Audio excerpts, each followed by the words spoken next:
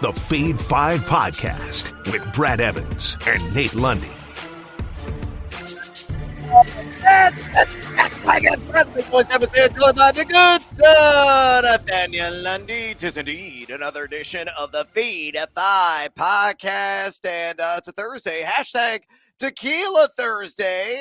So we're going to dive in. We got some hoops, the NBA on the college hardwood. We got some hockey as well. So as we always do here on the podcast, let's hop aboard the Hong Kong Plus bus. Lundy, with tickets in hand, what is your favorite wager across the spectrum of sports?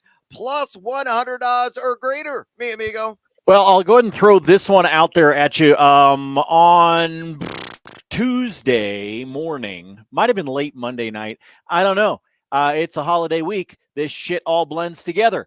But anyway, I went in. I took all chalk this weekend in the divisional. I parlayed them all together. I'm taking all chalk.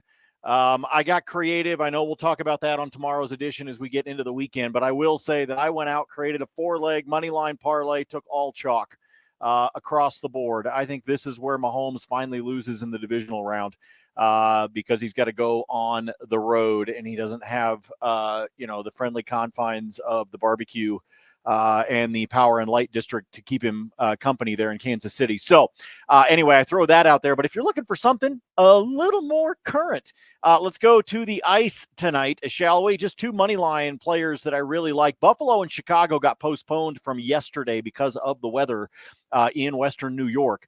So they are going to play today. I think Buffalo is going to smoke the Blackhawks. Give me the Sabres on the money line. And then let's go just north of the border, but much further west. Let's talk about Vancouver. They have the Arizona Coyotes coming to town. I like the Canucks on the money line as well. If you put together the Sabres and the Canucks on the money line, simple two-legger, flat money, Brad, plus 100. And right now, I'm all about building the bankroll. So give me something nice and simple. Buffalo, Vancouver, two-leg, DraftKings plus 100. Oh, man, I feel that pain. I'm trying to build a bankroll. College basketball has kicked the living crap out of me, seemingly the last few hours. Same story as last week. Middle of the week destroyed me. Then I made it all back and then some, finished up and probably on the positive side of things. But we're going down that same road, and hopefully it's going to end the same, and it's not going to be far bumpier than a week ago, especially on Saturday and Sunday. Saying with the college basketball theme there, let's go with Houston to win the Big 12. Right now, the front runner in that conference, which is rough and rugged by definition, plus 300 best odds in business right now at FanDuel Sportsbook. I think H-Town is a team to beat in this league. And you might say, what about Kansas? What about Iowa State? There are a number of teams that are going to compete. Ultimately, the team that maybe has 6-7 losses can win this thing in the end. Maybe it's a co-championship, so this may be a moot point. But I still feel Houston, yes, they have a pair of road losses, has the best team pound for pound in the Big 12. They went out and absolutely clobbered. Granted, it was at home. Texas Tech by 23 last night. And I think it was a kind of foretelling trend for this team. You look at the advanced analytics sites like KenPom, Haslametrics, Bart Torvik, Evan Maya. They all have Houston number one according to their ratings and metrics.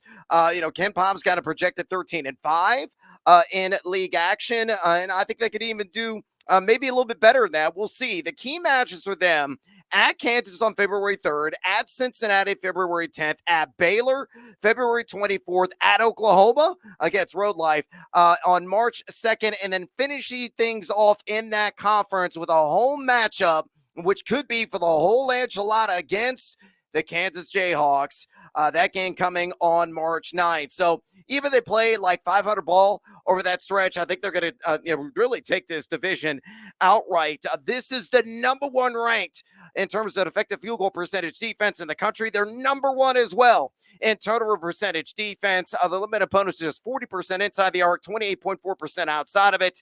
They're a zombie horde. They keep coming after you because they frankly cannot shoot. That's why they really cash in on third and fourth opportunities, securing some of those offensive glass chances. But I do like Shed, Cryer, and Sharp. I like the construct of this team, though. Don't have a whole lot of size.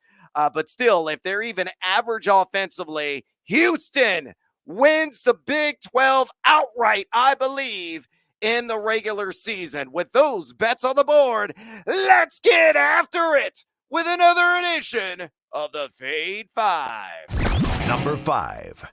All right, Lundy, it's a Hashtag Tequila Thursday. Now, normally we do a little hump day hockey for you, but that was yesterday. Today's a day. And granted, the slates on Thursday have been generally better in the NHL. So let's drop the puck and make some bucks, mi amigo.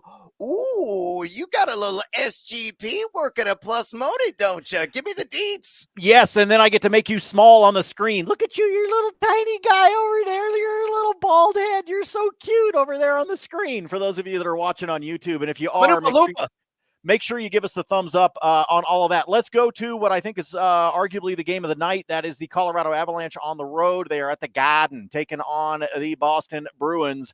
And in this one, look, it has been one win in Boston in the last 6+ years for Colorado. Now, some of that has to do with just that challenge of an East Coast road trip in which the Avs find themselves right now 5 games on the road before they will come back here to Denver. It's also because Boston is simply dominant at home. So give me Boston on the money line, and then let's look at Pasta, shall we? David Pastrnak. I need 4 or more shots on goal. These two teams just played 10 days ago here in Denver, and he had exactly that number, 4 shots on goal. His standard line, by the way, is 4.5. I wouldn't touch that, but I do think he is good for 4 shots on goal. I think Boston's going to try to get to Alexander Georgiev early if they can and try to make something happen. And so they're going to try to pepper him with shots. And we know that Pasta can absolutely do that. So Boston on the money line, and take Pasta for 4 or more shots on goal. You can build that one over at FanDuel. Find it at a +118. Nice little plus odds to get us going here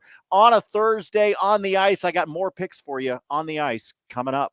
And then Lundy's smart enough to not ask me to fade or follow because I don't know jack nor squat about hockey. Number 4. All right, numero cuatro here on the Fade 5. Let's go to sport. I indeed know and know it well and absolutely love and adore at this time of the year, and that is college basketball. Now on this SGP Plus, come with me if you are buying what I am selling. Give me the Colorado Buffaloes. Desperately need a home win on the money line against the Oregon Ducks. And then give me the over on the all total, 139.5. And to sweeten the deal and to get it to plus money, because on that SGP with the Colorado on the money line and that over on the all total, it's like minus 135 at BetMGM. Give me San Francisco, the Dons on the money line. All 3 of those legs hits. You're looking at a cool plus 111. There at BetMGM. Let me give you some context about this Colorado matchup against the Ducks. Oregon, number 164 in the country in adjusted tempo. Colorado run the same pace, number 134, though they do relish a little bit of a brisker pace of play with the eye test. You can certainly see that. Both these teams, win on, can really light up the scoreboard and go to splashy town. You look at the Ducks, number 43 DFG offense this season. They're shooting 53.5% inside the arc and 36.7% outside of it. Colorado, not to be outdone, number 19 in effective field goal percentage offense. They're shooting 54.8% inside the arc and 39% outside of it. The downside here for Colorado is their 3-point defense. So number 253 in the nation in that category. And Oregon has a number of sharpshooters that can certainly take advantage. But the Ducks, even more sorrowful defensively, as evidenced by their number 184 ranking in EFG defense. You can really beat them up on the interior. So the bigs of Colorado could be the difference in this game. And free throw shooting too. Oregon netting just 68.8% as a unit. That could spell doom for them in the waning moments of this game. And then San Francisco, I think they're going to win with relative ease. I don't even know who the hell they're playing. It is evaporated from my mind. It doesn't matter. They're a team that should be able to handle business. Oh, and it's come to me. They're playing Marymount, Loyola Marymount, who has not won a true road game this year. And the Dons are top 45 in the country EFG offense and EFG defense. So to recap on this SGP Plus, give me Colorado on the money line. Give me the over the all total 139.5. And give me those fighting Dons of San Francisco straight up on the money line. Plus 111 at BetMGM. Lundy, Fair to follow. I don't think you should be allowed to make a bet if you don't know who they're playing.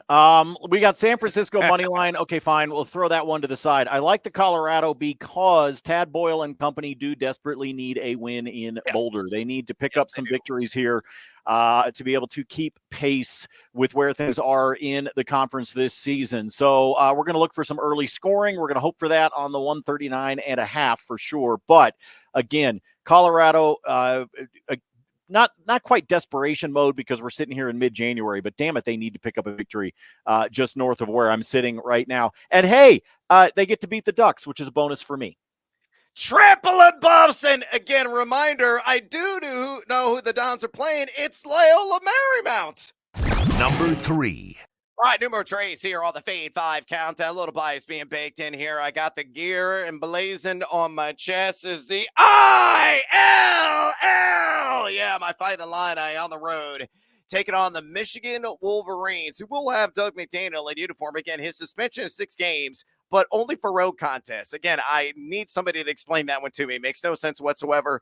But he is our leading scorer for Michigan, and he will be on the court tonight. But I don't think it matters. I'm going to lay a chalk here with Illinois minus a 2.5.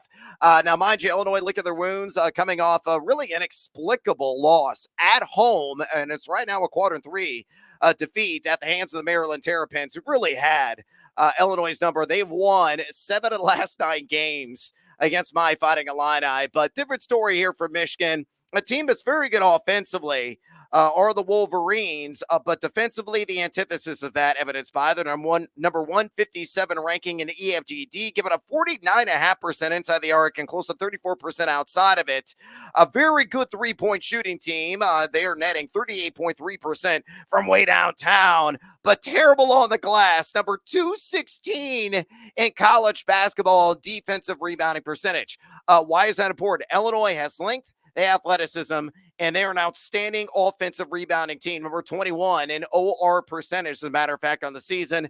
Very stiff and stout defensively as well. Number 6 in EFGD. And Illinois has played fairly well on the road. They're 3-2 road neutrals, and they are top 42 in EFG offense and EFG defense away from Shampoo Urbana. So put it all together. Give me the ILL as objectively as I possibly can. I will lay the 2.5 against Michigan. I say Illinois wins this thing by around 4 to 7 points in Ann Arbor in the end. Lundy, fair to follow.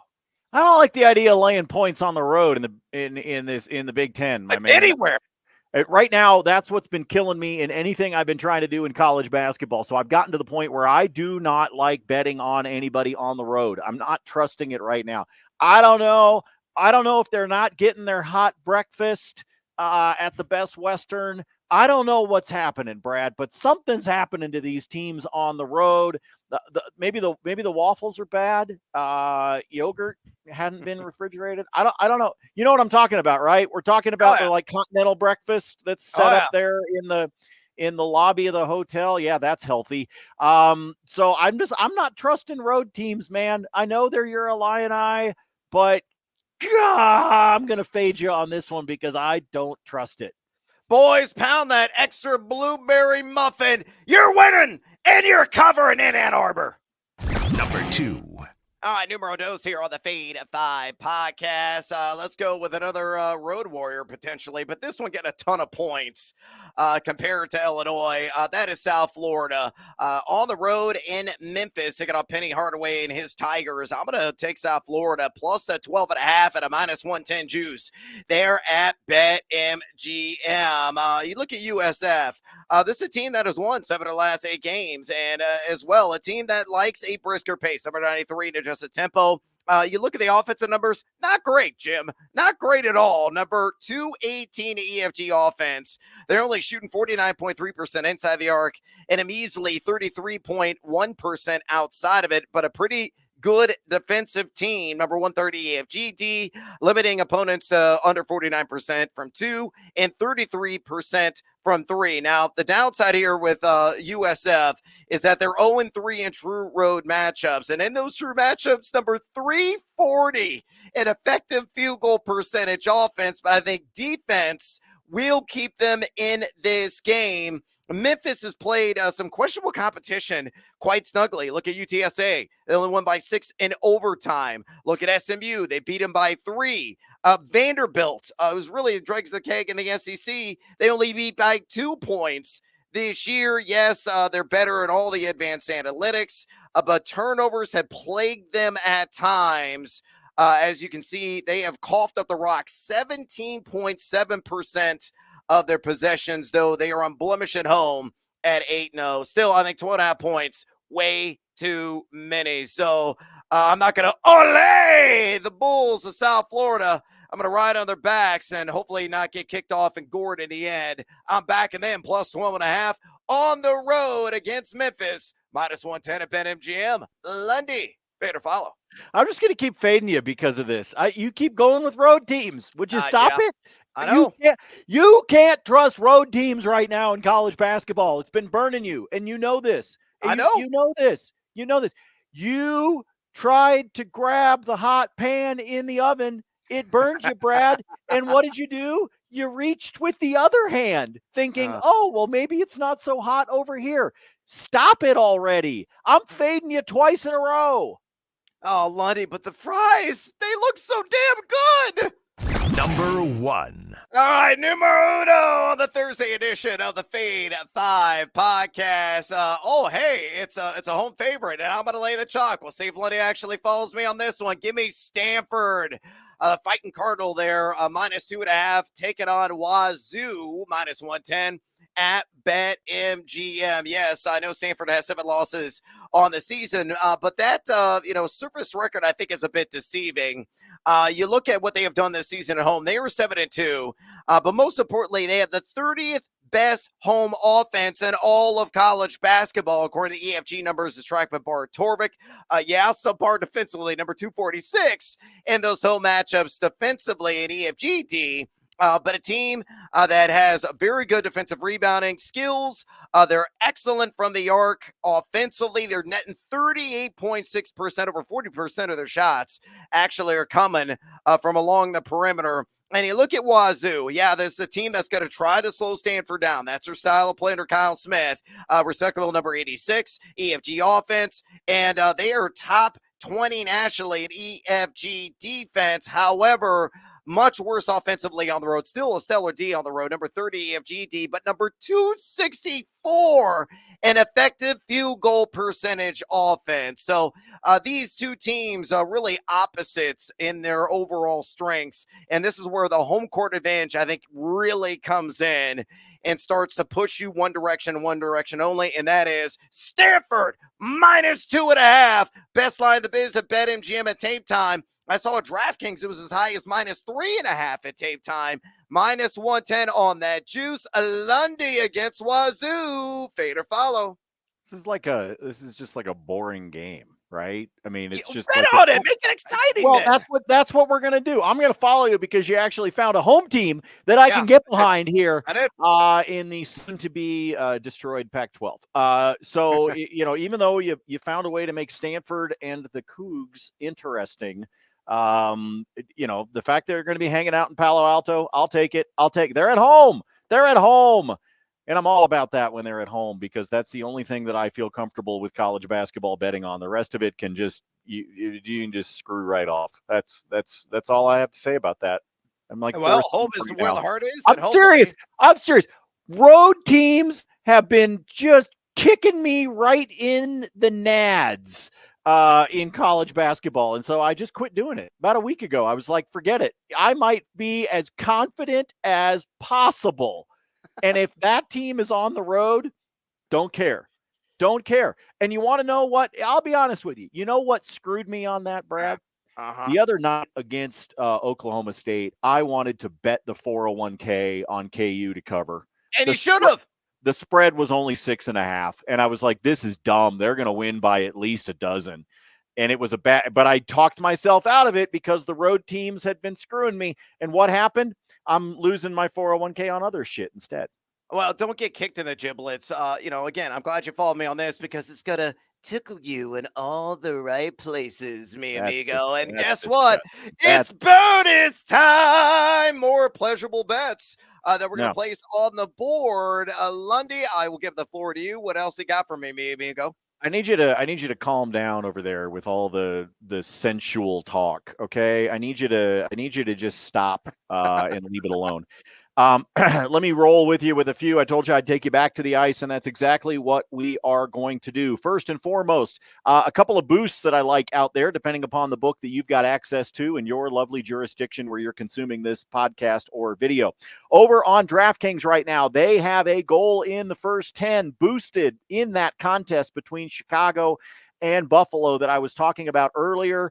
The gift standard line -150. They've got you boosted to a +115. I like that one a lot. Both of these teams north of 60% when it comes to either scoring or allowing a gift on the season. So when you're sitting right around that 2/3 mark, if DK is willing to give me the boost, I will take it. Again, took it from a -150 up to a +115. So I think that's one worth considering. And then this one caught my eye this morning.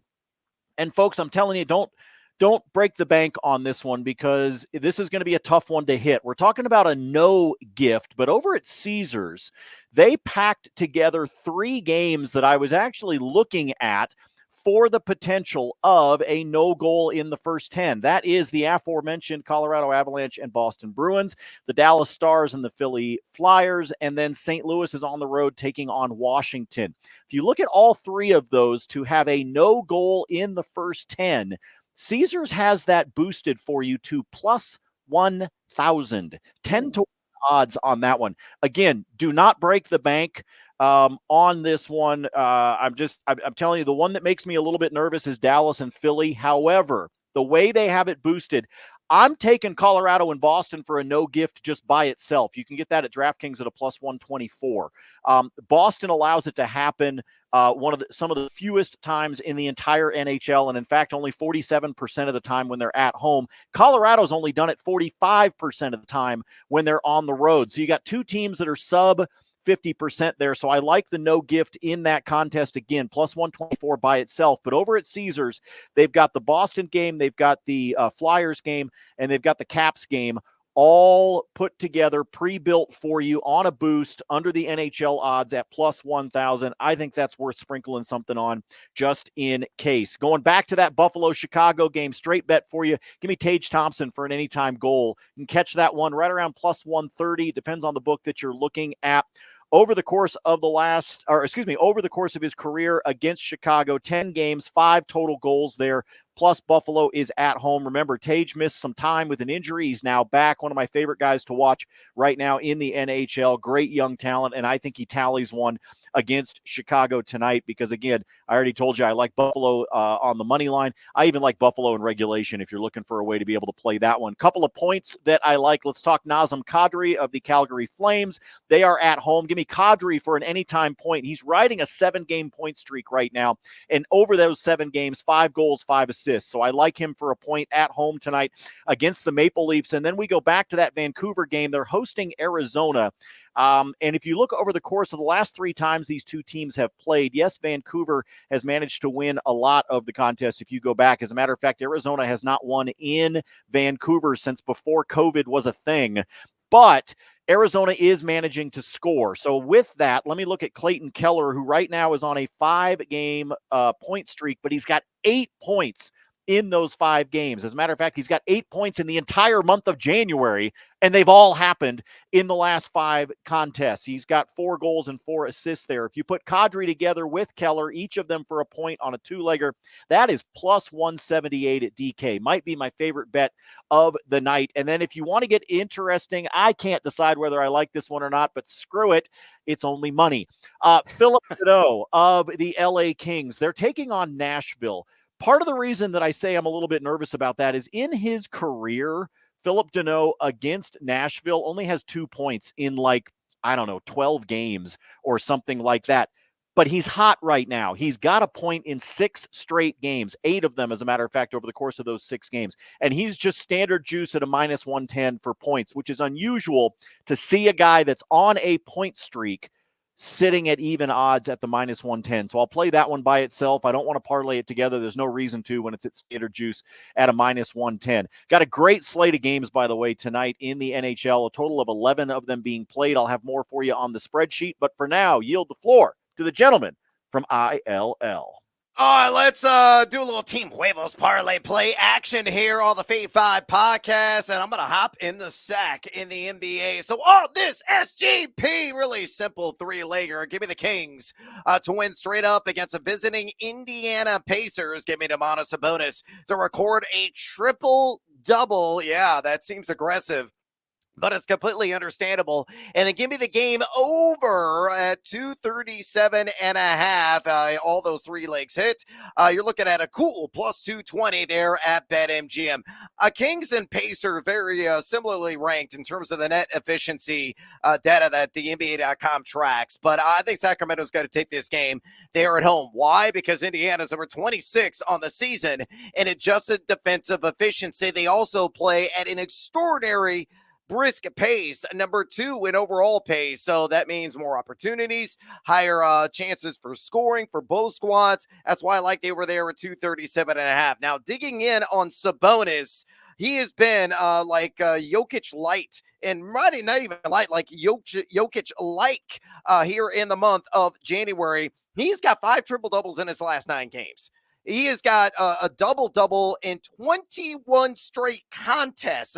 You know, since it's always a bit touch and go with him, it's very similar to Jokic. Will he get that extra dime needed to reach double figures? That will be what we have to sweat out here. But again, I'm loving this SGP. To recap, give me the Kings on the money line. Sabonis with that triple-double. And the game over 237.5 plus 220 at BetMGM. Elsewhere in bonus time.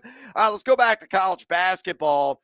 Here's a matchup, and Lundy has no idea where these teams reside or what conference they necessarily play in, but they're members of the Atlantic Sun or the A-Sun Conference. That's Kennesaw State taking on North Florida, and I'm going to take Kennesaw State. I'm going to lay that road chalk, your words, that phrase that you absolutely hate and deplore, Lundy, but I'm doing it minus 1.5 in this matchup. Kennesaw State is the fastest team in the nation. They're number 1 at adjusted tempo, according to KenPom.com. They played at a pretty good level as well on the road, 4-5 this season in road neutral games. Overall, number 133 AFG offense. Tremendous turnover forcing defense, one of the best in the country in that regard. Not great on the glass, but again, it's all about the speed of the game and exhausting the opponent. North Florida just 4-2 at home this season, and more importantly, they're number 282 in those home matchups, an effective field goal percentage D. They generally like to play at a slower pace, so I think Kennesaw State is going to make them feel uncomfortable. They're also terrible on the glass, so they really can't play in the weakness of Kennesaw, although they are a good free throw shooting team. Like Southern Miss, if you're following me on the spreadsheet and on Live Online, you're going to have to sweat this sucker out in the final seconds. But I believe Kennesaw State gets the cover, minus 1.5 on the road against North Florida. Elsewhere in college hoops, I'm going to take Minnesota on the road. They're playing in East Lansing against Michigan State. Plus, I got it at 12.5. I think the line at some books at plus 11.5 right now. A little bit too high, in my opinion. Minnesota, one of the best teams in college hoops against the spread, and very good at the advanced metrics. Number 27 EFG offense, number 64 at EFG defense. Michigan State just 9-2. They have been dominant at home. Very good defensive team at home. Number 13 EFG defense, but man, they've been wildly unpredictable and erratic, despite having a rebounding edge, despite having an interior scoring edge. I think Minnesota keeps this one nice and snug, so I will take them plus the points there. And then finally, give me CSUN. That's Cal State Northridge, minus 1.5 at home against UC Santa Barbara. CSUN is the best team ATS in college basketball. They're 13-2 this year. This line should be like minus 3.5, minus 4.5, quite honestly. This is a very up-tempo team as well, number 7 in adjusted tempo. They're 5-1 this year at home. Very good defensively at home, and overall, number 58, EFGD overall. They're only giving up 30.7% along the arc, and they kill you on the glass. Very premium offensive rebounding, a defensive rebounding team, and they score at will inside. UCSB, bit of a disappointment this season.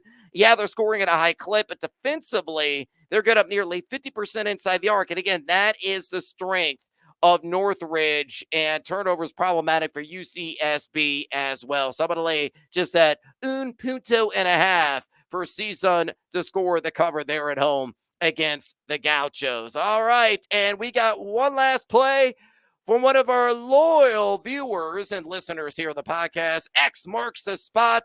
At JT Orange says, my favorite 3-pick parlay tonight is the ILL. Yeah, bravo on that. -2.5, not scared of laying that road chalk. Memphis, a little bit of disagreement from me there because I like South Florida plus the points, -11.5. That's a good number. And Florida Atlantic, what version's going to show up? We'll see. -15.5. So all three of those legs hit. Significant juice. I don't have it built in front of me, but I'm sure that's like at least 250, if not greater than 3-1. Good luck to you. Thanks for the submission there, JT Orange. All right, we got to get the hell out of here because I got a television show to do. Do us a favor, drop us a rating and a review if you enjoy this podcast. Give us a thumbs up as well if you're watching this on YouTube. Helps us out tremendously. Give us a fade or follow as well on the X. We're always trying to give it to you. Lundy, at Nate Lundy, always free spreadsheet picks there. I do the same stupid exercise, and it's been stupid in the worst kind of way this week at Noisy Huevos. For the always handsome and electric Nathaniel Lundy, I'm Brad Evans. Until next time, as always, fade or follow. That is up to you.